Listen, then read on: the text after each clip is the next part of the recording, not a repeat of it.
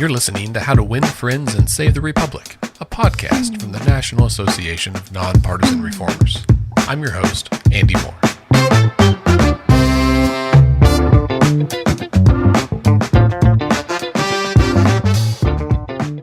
My guest today is Nate Allen. Nate grew up in Utah and attended Syracuse High School in Syracuse, Utah. Go Titans. He went on to study at Weber State University and the University of Utah, where he graduated with a degree in psychology. Nate began his career working in his community through AmeriCorps and Catholic Charities. Nate began his career serving his community through AmeriCorps and Catholic Community Services there in Salt Lake City. In the fall of 2020, though, Nate helped found Utah Approves, which is a nonpartisan nonprofit focused on improving Utah's elections with well-researched and common-sense policy. More specifically, they are champions of approval voting, which I'm sure we'll discuss more in a few minutes. Welcome to the show, Nate Allen. Yeah, thanks for having me. I'm happy to be here. Now, I like to start each interview, as our listeners know, by getting to know the guest a little bit more and learn a bit how you come to this work of working on democracy reform. So, Nate, what was your life like growing up as a child? Were politics or civic engagement topics of interest or importance in your home? Yeah, that's a great question. And it's causing me to reflect a bit because I actually grew up overseas. I grew up in the UK until I was about 8 years old. My dad was in the military.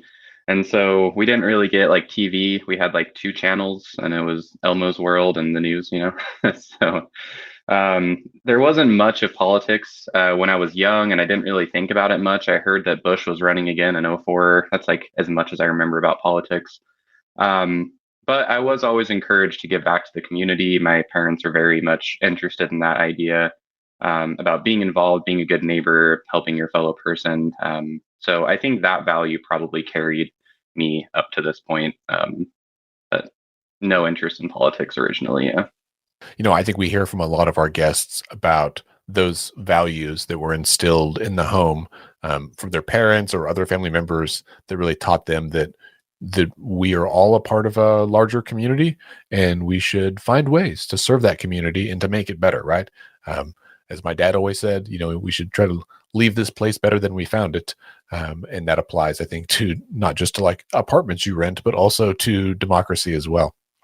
Now, Nate, I'm pretty certain that you are the youngest guest we've had on the program thus far. How old are you? I'm 25. Okay, so I think you're probably the youngest we've had so far, probably by a decent margin, like a decade.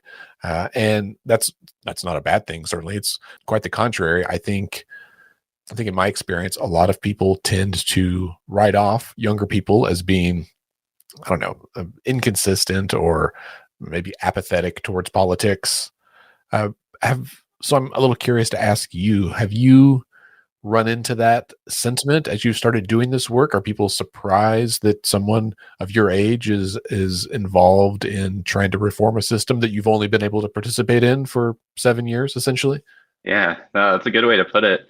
I don't think anybody's ever said anything like that out loud to me, but I definitely get the sense, like when I'm speaking with legislators, that there's probably some thought in their mind of, oh, you're just super passionate about this and you probably don't know that much. And kind of like you said, you haven't been around that much to talk about it.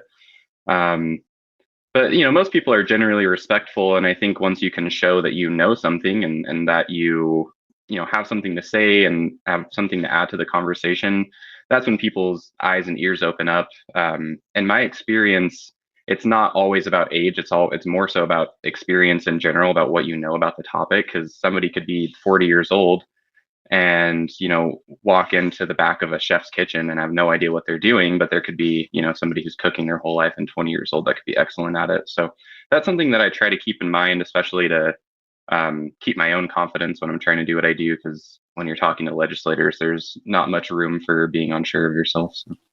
Well, and I admittedly, one of my friends is a state legislator here in my state of Oklahoma, and he is a little bit older than you. I don't think he's quite 30, but his first job out of college was to be a state representative, and he's now in the state Senate. He moved to the upper chamber, and he honestly proposes some of the most reasonable and well thought out bills that I see come across my email from our state, which is saying something because we get some real doozies this time of year. And so I think you're right. There's certainly a difference between knowledge and experience, both of which I think work in concert, right, to better inform each of us and can certainly inform how policy is shaped and why it's shaped in a certain way, why we wrote things the way we did, years or decades or centuries ago, and perhaps why they need to be updated for the modern world. And I think, at least there seems to be a general consensus kind of among the political establishment that unlocking the youth vote, right, is a key step in winning elections, both for candidates and for issues like democracy reform type things.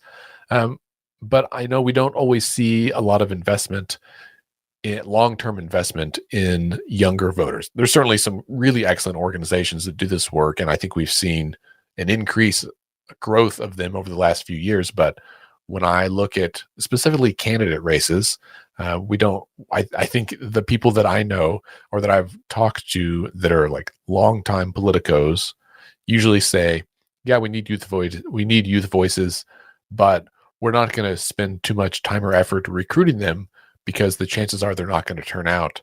And so it comes across like they will do the bare minimum, but have generally written off, the youngest voters as a block. How do you push back against that when you run into that? Yeah, I think that's an issue that's been around for a really long time. The youth vote just doesn't come out, and there's probably all sorts of psychological reasons for this. One that comes to mind is just being more interested in social stuff at that time in your life. You're more interested in establishing yourself and making friends and finding your community before you start thinking about how you want your community to be set up and how the society should function. But one thing that kind of gives me promise is that in the last couple of elections, we've actually seen the youth vote go up quite a bit. And part of that, I think, is the emergence of figures like Bernie Sanders, Andrew Yang, people who are able to bring a new vision and able to speak to the way that my generation views the world. I think that one very prominent part of growing up in the time that I did was that we got promised that the world was going to be incredible and that there was going to be, booming economies and the world's going to be our playground and success is just as simple as going to college. But then as we grew up, we saw all of that become not true. We saw the world start to crumble in different ways and our institutions are failing. And so I think that this narrative of, well, the world isn't really working that well, and there's a lot of things that seem really simple that we could fix.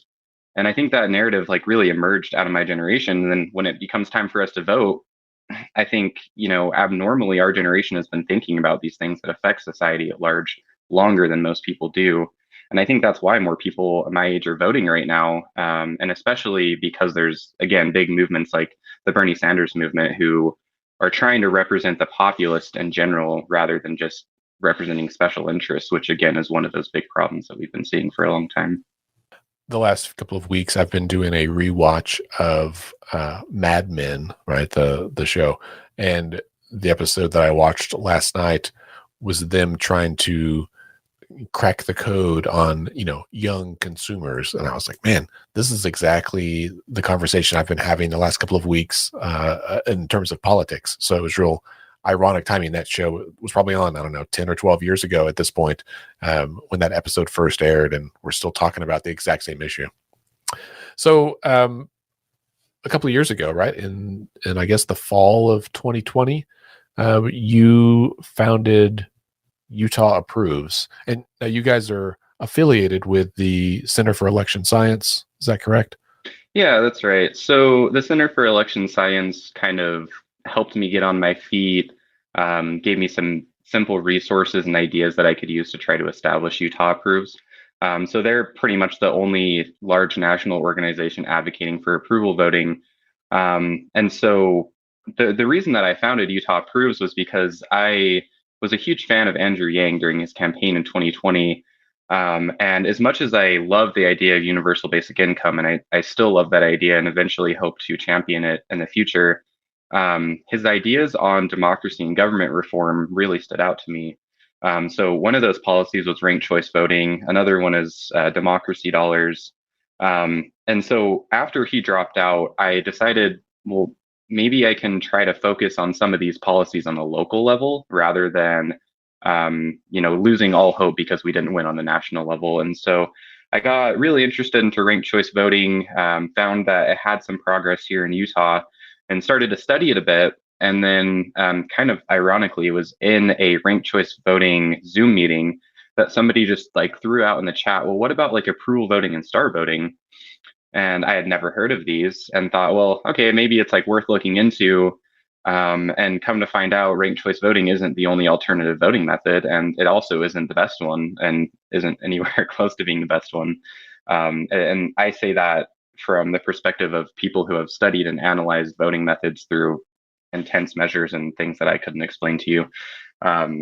But that's why I became interested in approval voting. And it's also a really simple policy. And being in a conservative state, simplicity and cost effectiveness are something that have to stand out.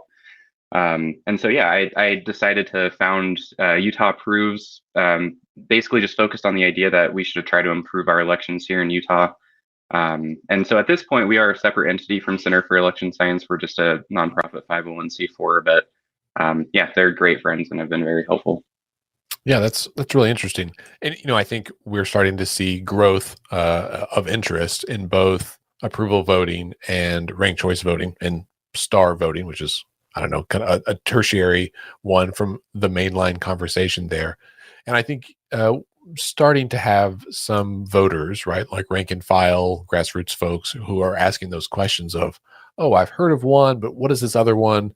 And how do I decide? And I think the most effective way that we can talk about that as a reform community is that the the enemy is not the other alternative voting system. The enemy is the current, first past the post, two-party duopoly system that we are all working towards reforming, right? That we and being able to present voters, right, with the option to say, here's the one that I like best. Here's what we're advocating for.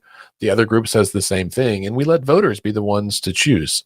And imagine the world. What a nice problem to have in some ways, to have on the ballot multiple alternative voting methods, right? Let's say approval voting and ranked choice voting, and that voters have to choose between those two.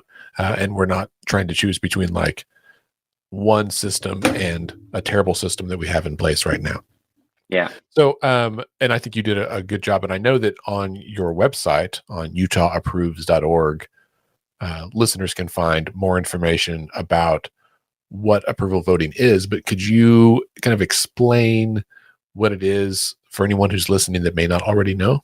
Yeah. So simply put, approval voting allows voters to choose all of the candidates they like rather than just one. Just like the current system, you add up all the votes and the candidate with the most votes wins. So there's no ranking, no multiple rounds of calculation. It's very straightforward. And I'd say the main reason that approval voting initially appealed to me and still does appeal to me is because it elects consensus candidates. What that means is that the candidate who wins the race is almost always the candidate who would beat everybody else head to head. And this is a really important metric to understand when you're comparing voting methods. Is that head-to-head comparison. Sometimes we call this Condorcet, the Condorcet criteria, which basically means that if every candidate was just paired with one other candidate in the race, they should be every single one to be the Condorcet candidate and the person who should ultimately win the race. Approval voting does that every time there is a Condorcet candidate, at least as far as calculating the votes from approval voting goes. And I think this is important because this produces the candidate that most people would say, you know what, I'm okay with them winning, rather than our current system, which often either produces somebody who maybe half, we're lucky if we get half the population who really likes a candidate. Most of the time, that half who voted for them already compromised on some point. And then the other half of the population who just like vehemently hates that candidate. And that's what plurality voting produces, because when there's only two parties, the competition has to be fierce, and that's when polarization gets produced. So I think end goal is that we want to produce a system that has multiple strong parties. And by opening up the ability for voters to choose more than one candidate, and for the candidate who wins to be that consensus candidate, or in other words, the most representative candidate, that opens the door for more parties to emerge and gain popularity. And that's better for all of us. Sure. Yeah, here at Nanner, we often say that we're not anti-party, we're just pro-voter, right? And I think political scientist Lee Drutman has been pretty clear in his research and his writings that what America needs, what we used to have, and what we see in thriving democracies around the world is a multi-party system where the parties are powerful, like they are strong parties, not powerful in the sense that they necessarily yield power or wield power or influence over the general public, but they are well organized institutions, right? Each on their own, rather than we have two highly divided but very weak parties overall, right? Which is why we see some division within those parties, that they are kind of fracturing from within under their own weight. And so I think anything, right, that moves us towards a system that is more pro-voter, right, that puts more power, that gives more voice to voters, moves us in the right direction. What are some of maybe the critiques or the downsides to the limitations of approval voting? Yeah, that's a good question. One critique I often hear is that because it encourages for that consensus candidate to win, that we might end up electing a lukewarm candidate, somebody who was able to get elected by not being adamantly supportive of any specific policy. You could say that's a watered down candidate, and they might be able to win because every other candidate who's talking about specific policies gains opposition. And now this candidate doesn't have any opposition, and so everyone's marking their favorites plus this candidate. So that's a potentially valid criticism of approval voting.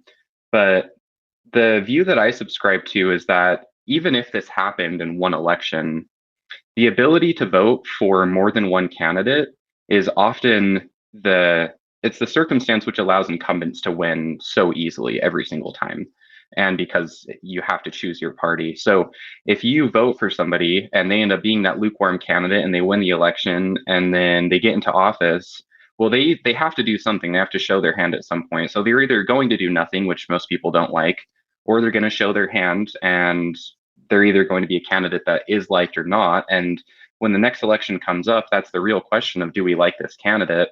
And approval voting easily allows the population to kick somebody out of office who they didn't like. And so it's a self-correcting system, whereas something like plurality voting, if you end up choosing their own candidate, they're probably going to be in office until they choose to retire. So I do see that as a valid criticism, but I just don't think that that dynamic would end up playing out over time.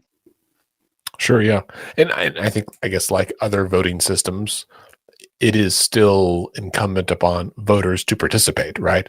If you have an election and let's say there's, 4 candidates that have filed for a race and the voters don't particularly like any of them and you have low turnout, well, then the consensus candidate is still going to win, but it'll be based on just a smaller number of votes, which is what happens under our current system, right? And it sounds like approval voting is still compatible with other reforms like open primaries. Yeah, you could use it with open primaries, nonpartisan primaries, however you want to do it. I personally subscribe to the idea that we don't need to change our primary system. I think it might depend on the state you're in, but somewhere like here in Utah, having partisan primaries isn't really that negative if we were able to have more than 2 parties. Yeah, that's kind of a side note, but I often hear people talk about primary reform, and I do think that there's potentially some merit, like I said, in other states, but with what we're doing here, it just doesn't seem to be a great thing. And if you want, we can dive into that, but that's kind of a huge conversation. So, I mean, that's what we're here for. So I'm happy to talk about it if you'd like. sure, yeah. So I guess I'll just break down 2 options then. So there's open primaries, which I'm going to use that term to mean partisan primaries, where Democrats have their own primary, Republicans have their own primary, But regardless of the party that you're registered with, you can join and participate in whichever one primary that you want to. Now, there's this other term that I'll just call nonpartisan primaries, which is when all candidates from every party participate in one single primary. And you still have your party label next to your name, but that way everybody's still on the same ballot. And so I think I guess there's two main arguments that are kind of behind this nonpartisan primary idea. And I'll focus on this one more because I see this one being pushed by a lot of larger organizations across the country. One of the ideas is that because we have primaries that encourages more niche voters or people who are more interested in the political system to participate in that early election, and that obviously leads to lower voter turnout. So what you often hear the talking point as is, well, there are so little people choosing who we ultimately get to vote for that this can't be a representative system if that's how we're doing things. But my pushback to that is that when we in California, for instance, they have had nonpartisan primaries for quite a few years, and their voter turnout has actually gone down. So we don't see that happen in real life. And then when you stop to think about it for a second, it doesn't really make sense why that would happen. Why would having one single primary where everyone's running in the same place encourage more people to turn out to vote? If we did that here in Utah, the two candidates, if we did like a top two, some places I think like Alaska are doing a top four. But say we did a top two, even if we did a top four in Utah, I'm almost 100% sure that all four of those candidates would be Republican candidates. So that almost makes the election less representative. And so I don't know. I don't see that helping because when you have a nonpartisan primary, you ultimately end up again still having one election that decides which party is going to win, and it's still not as many people participating in that election. And so, I don't think it really benefits voter turnout. The other thing that people talk about with nonpartisan primaries is that it weakens the major parties.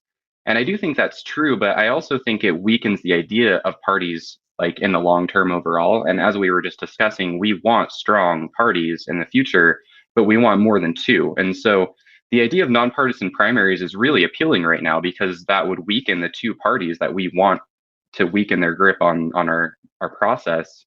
But that would also produce a system where it would be harder for other parties to gain traction later on. So those are my critiques of nonpartisan primaries. Yeah, I think one could argue that it would make it even easier for third parties to gain traction later on because obviously having a closed primary system then locks people into it.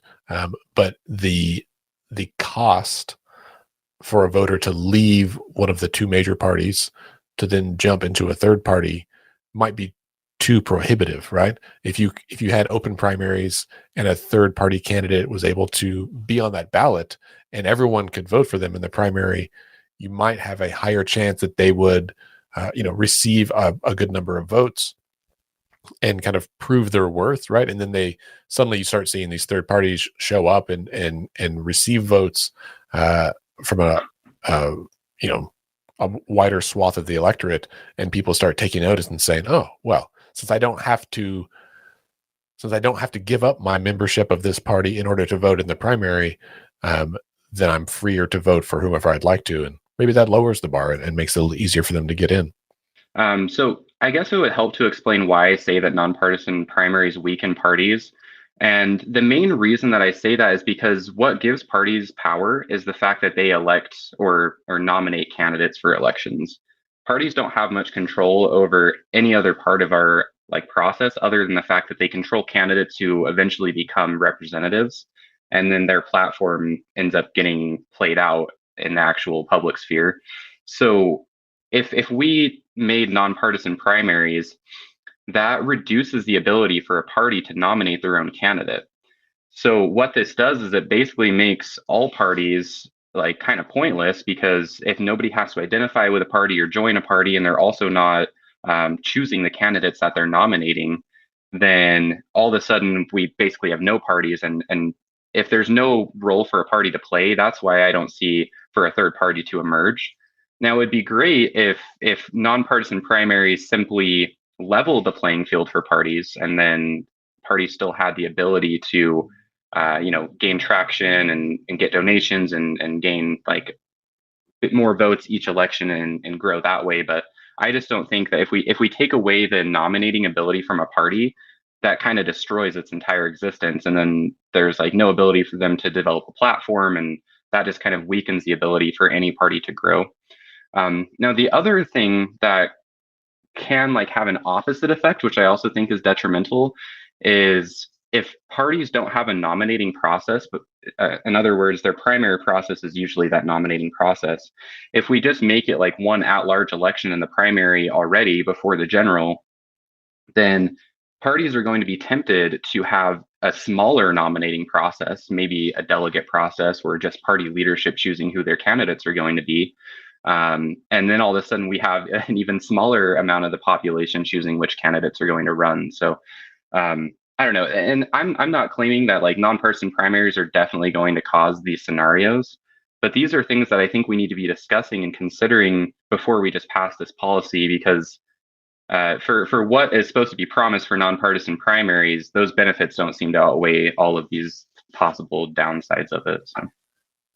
Yeah, well, I think listeners, if you haven't already listened to the episode of our podcast with John Opdyke from Open Primaries, who's another NANR member, certainly encourage you to go back and give that a listen to hear more about it from their perspective.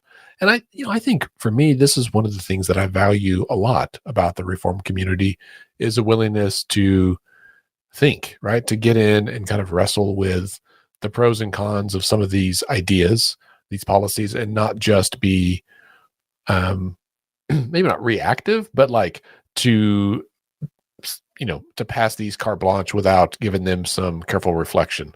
If we're going to fundamentally change the way that our elections function and we want to make them better, right, and more representative and more fair and more accessible to voters, then it gives us, I think, responsibility to do it correctly, right? To do it right. That means analyzing a lot of data, means talking to a lot of people and finding out what voters in a given area want, what makes sense to them in a way that is, palatable to election officials, to in some cases, state legislatures that might try to gum up the system. It's easy, I guess, if we approach this by trying to ram an idea down the throats of the groups that don't like it, or just down the throats of everybody, we might not be any better off than the problem we are purporting to solve, right? Yeah, absolutely. We're going to take a quick break, and we'll be right back after a word from some of our sponsors. If you're interested in learning how to win friends and save the Republic, then you should know about Reformers Unite, a new virtual networking event hosted by NANR, the National Association of Nonpartisan Reformers. Each month, NANR sets aside a couple of hours solely dedicated to helping our members share updates about their organizations and to build deeper connections between NANR members throughout the country. Reformers Unite happens on Fridays and is only available to NANR members. So get on over to nonpartisanreformers.org and become a member today. Are you tired of the politics of division and deadlock? Do you want to do something about it, but you don't know where to start? CitizenConnect.us is your way to learn about and engage with over 400 organizations who are dedicated to helping Americans right, left, and center work together to heal our democracy. Find the organization or event that speaks to you and help us get back to making our great nation work, because it only works when we work together. Learn more at CitizenConnect.us. All right, and now back to the show.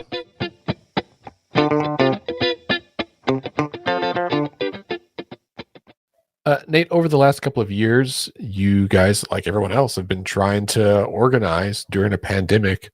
What has that been like for you? What's worked? What hasn't worked so well? Yeah, I love that question. So it's interesting because I started this whole journey during the pandemic, and so my experience of organizing has largely been shaped by that. And so, tools like free tools to start organizing are so useful. Like things like Google Drive, like a free Zoom account or even Discord for holding meetings and communicating. Google Calendar, like all of these like basic tools, Google Sheets for keeping like a roster of all of the people who have signed up, and like if you can't afford MailChimp yet, all of those kind of things have really enabled people to just start an effort whenever they want to. And I think though, if there is one thing that I would advise people to do is don't be intimidated by organizing. Just go and find the free tools and find what you can use, and don't worry about looking official or having a great looking web page or any of that, and just have these conversations, because that's what real organizing is. It's having conversations, it's making connections, and it's talking to people about the issues and getting them passionate about them as well. So as long as you can do that, what resources you have aren't as important, and those will come later down the road. So just go for it and dive in. Yeah. What kind of uh, what kind of virtual events have you all been doing that you've seen a lot of success with? Yeah, so we try to hold like bi-monthly meetings, and those have varied success. But the Center for Election Science got a lot of us approval voting organizers together last summer to put together like a town hall and encourage us to invite anybody in our networks, elected representatives even, or whoever that might be interested in this space to come. And we had a huge turnout. I think we had over 50 people show up from, and this was a town hall that like 10 of us newbie organizers set up. And it was really cool to see that. And people came and asked questions, and they learned about approval voting. So yeah, I think community events, places where you can have a wealth of knowledge on a panel with a lot of people who are interested in learning about it, that's the kind of events that'll be successful. Yeah. Are there any groups, like we'll say demographic groups, that you have seen to be most interested in approval voting? Yeah, that's a good question. I think it's an abnormal way to answer this question, but I'm going to answer by profession. And I think that engineers and like people that are just interested in math tend to be interested in approval voting. I think there's a couple of reasons for that. One is that it's not as popular as ranked choice voting. So to be able to get into voting science, you kind of have to be a little nerdy, and you have to want to dive into the stats and the numbers a bit. And so those are the people that tend to find it. But I've also, from our volunteers, I've heard all sorts of interesting ways that people have found approval voting. Like one good example, one of our volunteers was really interested in game theory and had studied that quite a bit, and then like got interested in voting methods and decided that approval voting is the one that like best kind of helps humans through the game theory situations. So it's interesting. But yeah, nerdy people, I would say, is the demographic who has been most interested in it so far. Sure, that's funny. Well, what's next? As you know, I think today I saw that as of today, we are recording this on March 8th. So this may change entirely by the time this episode publishes next week. But as of today, the United States has the lowest number of active COVID cases we've had since June of 2021. So that's very good news, right? What's next on your plate? What are you guys planning to get back out there as things begin to open back up? Yeah, so we've been doing monthly voter registration drives this year so far, going out in person and trying to get people to register to vote and talking to them about approval voting. So we're trying to do more cabling events, and getting out and just talking to people throughout this year is something that I'm really excited about.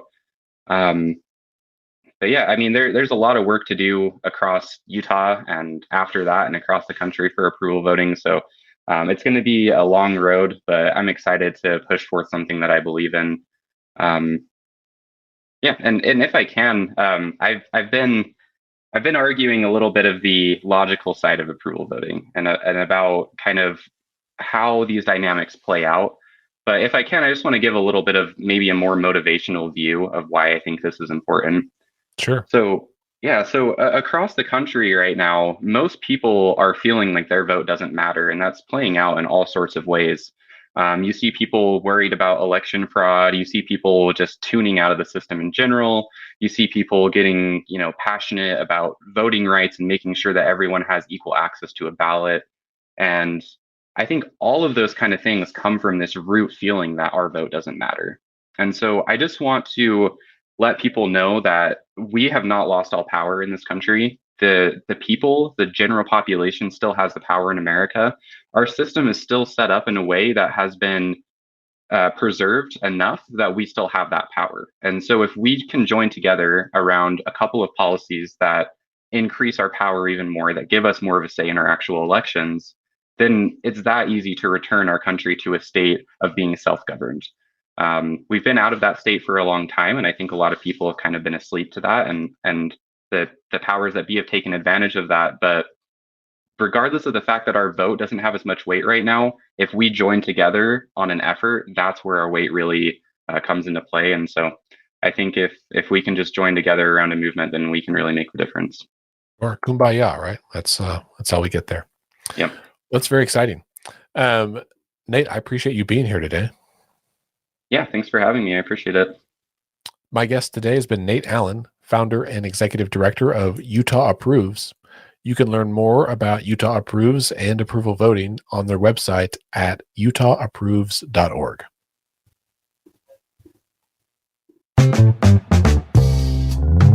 Thanks for listening to How to Win Friends and Save the Republic.